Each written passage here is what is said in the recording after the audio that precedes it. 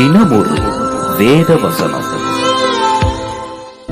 நான் உங்களை மறந்த போதும் நீங்க என்ன மறக்கவில்லை. நான் உன் விண்ணப்பத்தை கேட்டேன், உன் கண்ணீரை கண்டேன். இதோ நான் உன்னை குணமாக்குவேன். 2 ராஜாக்கள் 20ஆம் அதிகாரம் 5வது வசனம். என் அழகே, என்னை மன்னிக்க வந்த அழகே, உம்மை பாட உம்மை புகழ.